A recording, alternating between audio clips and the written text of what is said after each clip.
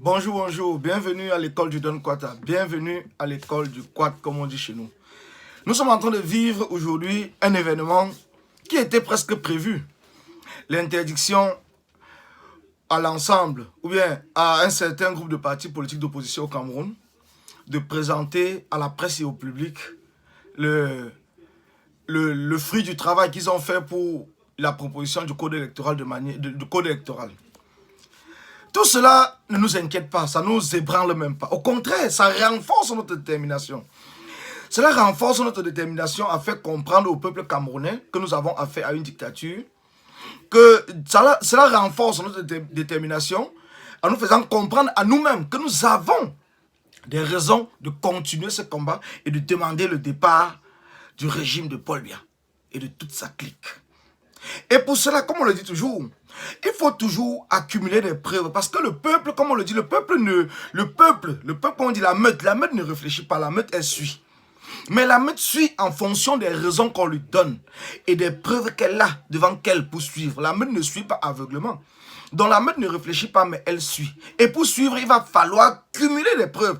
Ce n'est pas tout simplement venir dire parce que je vais voir les adeptes de la guerre faire des sorties là pour vous dire, oui, voilà un exemple, on vous dit que le changement ne passera pas par la paix et tout et tout. Ils vont essayer par tous les moyens de vous manipuler, mais par contre, ils seront incapables de vous donner une seule raison qui permettra qu'ils puissent prendre les armes. Parce que le problème, ce n'est pas le peuple. Le peuple ne prend jamais les armes. C'est un groupe de personnes qui prend les armes. Parce qu'il faut que cela soit clair. Le peuple ne prend jamais les armes. On n'a jamais vu 25 millions de personnes prendre les armes, ça n'a jamais existé nulle part. Mais on peut voir 25 millions de personnes dans les rues pour demander le départ d'un dictateur. Ça s'est déjà fait. Alors donc c'est pour cela qu'il ne faudrait pas que les gens se mettent à s'hasarder en disant que oh voilà.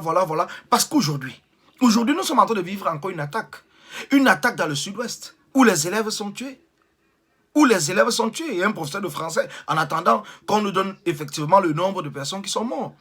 Mais quand je vois effectivement, c'est ces mêmes gens, ces adeptes de la guerre qui sont en train de publier les photos, qui sont en train de pleurer. Mais quand vous appelez à la guerre, il faut bien connaître les conséquences. C'est comme depuis hier. Je vois sur la toile des mêmes personnes qui sont en train de partager des vidéos comme quoi on a volé les enfants, on a mis dans les sacs banjok et tout au niveau de la zone anglophone par rapport à la guerre. Mais c'est normal. C'est quelque chose que la guerre, on vous l'a toujours dit. C'est les conséquences de la guerre. Donc quand il y a la guerre, chacun doit s'attendre en tout. Des viols, des enlèvements, des kidnappings, des demandes de rançon, des tueries, des règlements de compte. C'est ça quand le pays entre dans un chaos. Quand un pays entre dans un chaos, tout devient possible. Et c'est pour cela que nous ne voulons pas.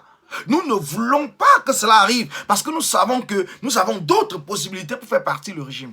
Et nous devons utiliser ces possibilités-là. Nous devons travailler, conscientiser, pour que le peuple soit prêt le jour dit à utiliser les moyens qu'ils ont.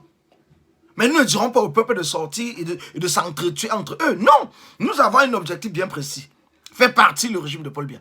Et nous travaillerons pour cela. Et c'est pour cela, je le dis encore, je le répète. La révolution populaire camerounaise se passera de manière non armée. C'est une révolution non armée. Et nous allons insister là-dessus. Le soulèvement populaire est possible. Et c'est, quand on parle de la révolution, c'est le soulèvement. C'est le soulèvement populaire. Et le peuple camerounais doit se soulever. Alors, ne vous en faites pas. Ne pensez pas que le fait qu'aujourd'hui, un sous-préfet a interdit cette réunion, cela veut dire que la réunion ne doit pas avoir lieu. La réunion aura lieu, même un autre jour. La réunion aura lieu. Vous aurez des copies de cette proposition pour le changement du code électoral. Vous les aurez. Vous les aurez. Et le régime de Paul Biya, une fois de plus, montre la peur. Parce qu'il suffit de venir présenter quelque chose à la presse, mais ils ont peur. Vous comprenez à quel point nous avons une force, à quel point la force, le fait que l'opposition se mette entre elle est en train de donner encore un deuxième souffle d'espoir au combat dans lequel nous sommes en train de mener. Et nous y arriverons. Soyez-en conscients. Donc continuez et continuons le travail que nous sommes en train de faire, de sensibiliser, de mobiliser.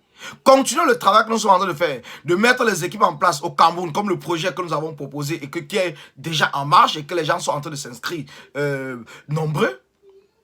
Ce projet commencera à partir du mois de janvier, on vous l'a déjà dit, mais entre-temps, nous travaillons là-dessus. Donc, continuons ce travail et c'est cette conscientisation qui va faire en sorte que le peuple soit prêt le jour dit. Le peuple ne se lève pas comme ça. Le peuple se lève parce qu'il y a un travail de fond. qui est fait derrière.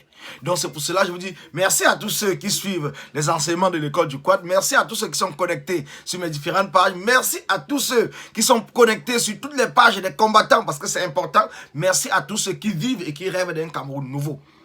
Merci à vous et à bientôt. Merci.